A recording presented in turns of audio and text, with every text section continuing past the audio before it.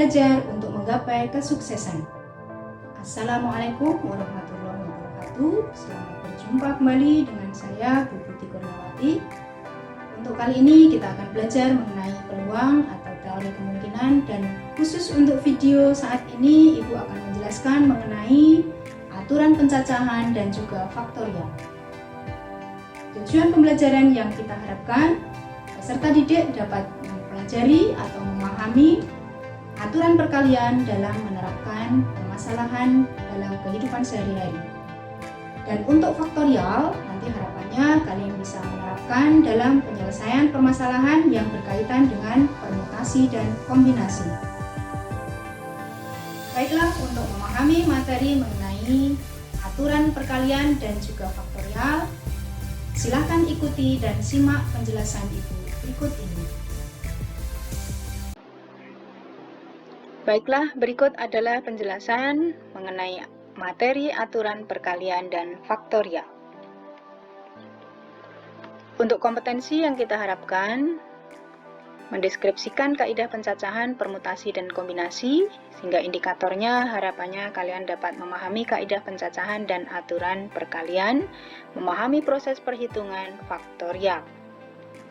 Untuk aturan perkalian, ini ada dua aturan yang perlu kalian ketahui. Yang pertama, jika terdapat N unsur yang tersedia, misalkan K1, ini banyak cara untuk menyusun unsur pertama, K2 ini banyak cara untuk menyusun unsur kedua setelah unsur pertama tersusun, K3 ini banyak cara untuk menyusun unsur ketiga setelah unsur kedua tersusun, dan seterusnya, sehingga sampai Kn.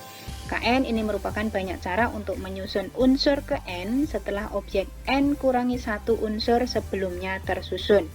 Nah, maka banyak cara untuk menyusun N unsur yang tersedia adalah K1 kali K2 kali K3 kali sampai Kn. Dengan catatan, aturan perkalian biasanya digunakan untuk beberapa kejadian yang semuanya sekaligus terjadi, dan biasanya menggunakan kata penghubung dan.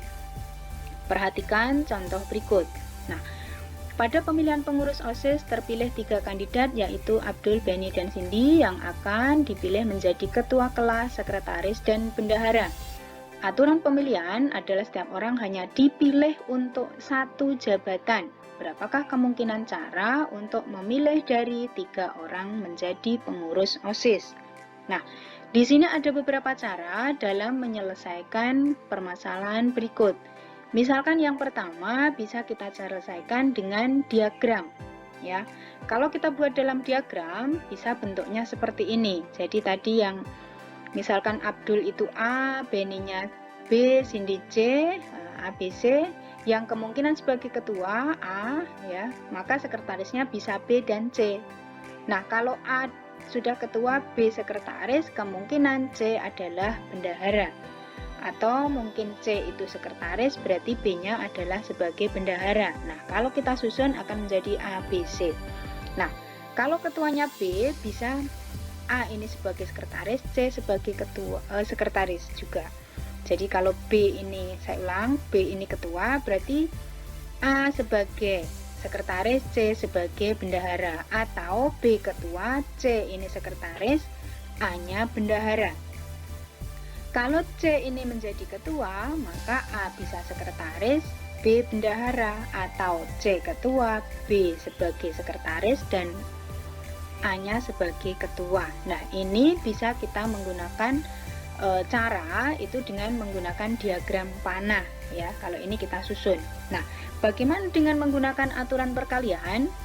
Nah, dengan soal yang sama kita akan menggunakan aturan perkalian. Nah, bagaimana caranya? Untuk jabatan ketua tadi dapat dipilih dari ketiga calon yang ada, ya. Misalkan K1, tadi kan ada 3 orang nih. Ada 3 orang, berarti K1-nya yang mungkin menjadi ketua ini ada 3. Nah, untuk jabatan sekretaris dipilih 2 dari sisanya karena 1 orang sudah sebagai ketua, maka tinggal 2 orang, ya. Untuk bendahara ini tinggal 1 kandidat, yaitu K3. Ini tinggal 1 karena sudah 1 sebagai ketua, 1 lagi sebagai sekretaris, dan 1 sebagai bendahara.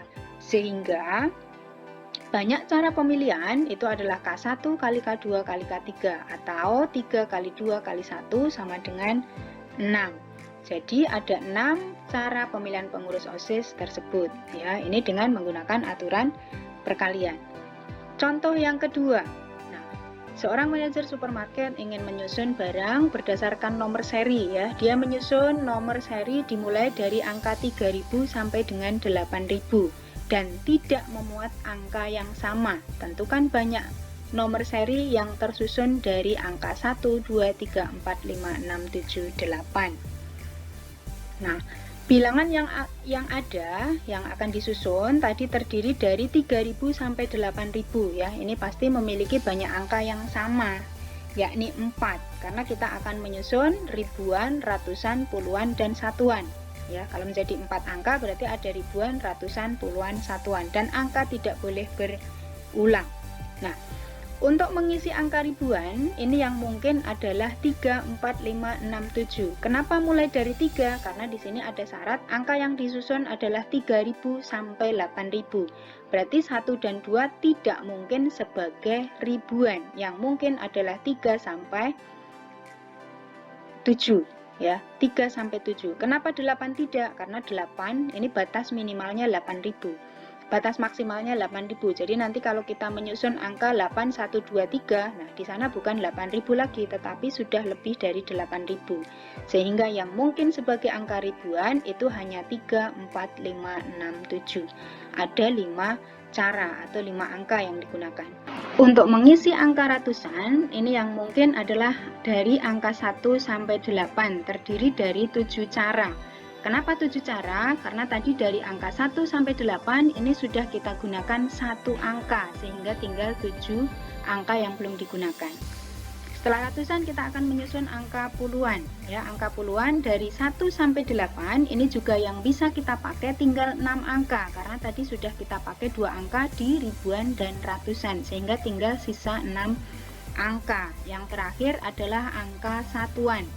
Dari 1 sampai 8 ini hanya tertinggal 5 angka setelah kita gunakan 4 angka yang tersedia ya. Sehingga angka yang bisa untuk mengisi posisi itu adalah 5, 7, 6, 5 ya. Jadi tadi dari 5 cara, 7 cara, 6 cara, 5 cara. Nah, banyaknya susunan angka yang mungkin itu adalah 5 kali 7 kali 6 kali 5. Nah, ini ada 1050 cara. Jadi dalam menyusun unsur bilangan dari 3000 sampai 8000 tadi ada 1050 cara. Ini contoh yang kedua. Untuk aturan yang kedua, jika terdapat N peristiwa yang saling lepas, K1 sama dengan banyak cara pada peristiwa pertama, K2 banyak cara pada peristiwa kedua, K3 banyak cara pada peristiwa ketiga, dan seterusnya, sehingga Kn ini merupakan banyak cara pada peristiwa ke N. Maka banyak cara untuk N buah peristiwa secara keseluruhan itu adalah K1 ditambah K2 ditambah K3 sampai dengan ditambah Kn. Dengan catatan, aturan penjumlahan biasanya digunakan untuk beberapa kejadian yang tidak sekaligus terjadi ya. Jadi artinya yang terjadi hanya salah satu saja atau bisa dibilang pilihan dan biasanya menggunakan kata hubung atau. Kita lihat contoh. Dari kota A menuju ibu kota D dapat melalui berapa jalur pada gambar berikut ya. Berapa banyak kemungkinan jalur yang dapat dilalui dari kota A ke kota D? Misalkan di sini ada gambar seperti ini. Dari kota A ini mau menuju kota D, tetapi bisa melewati B dan juga bisa melewati C. Nah, ada berapa cara yang dapat ditempuh?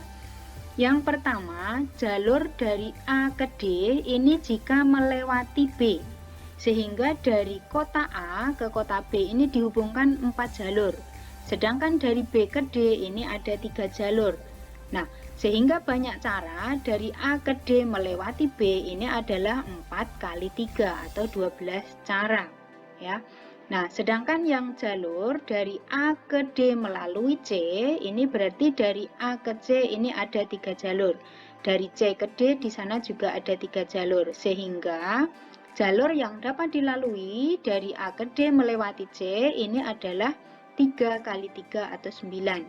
Sehingga banyaknya cara untuk menuju dari kota A ke kota D dengan menggunakan jalur B dan C adalah 12 ditambah 9. Jadi ada 21 jalur ya.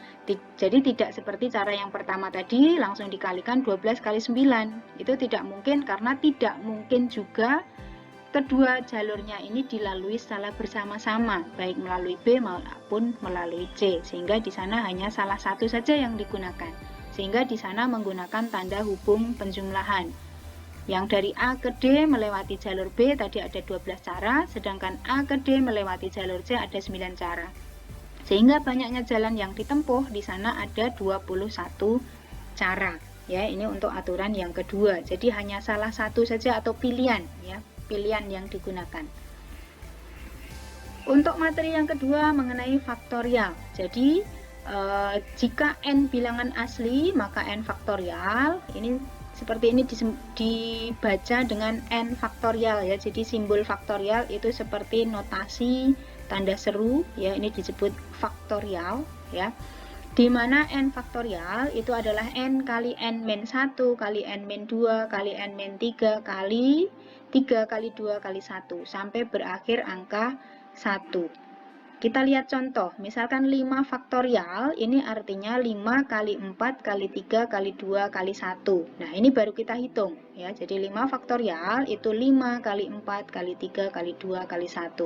Baru dihitung hasilnya adalah 120. Misalkan 10 faktorial, apa artinya 10 faktorial? Ya berarti 10 kali 9 kali 8 kali 7 kali 6 kali 5 kali 4 kali 3 kali 2 kali 1. Ya ini untuk penerapan faktorial. Sedangkan misalkan 7 faktorial ditambah 4 faktorial, ya berarti 7 faktorialnya diuraikan 7 kali 6 kali 5 kali 4 kali 3 kali 2 kali 1 ditambah 4 faktorial, itu artinya 4 kali 3 kali 2 kali 1. Nah ini baru kita hitung.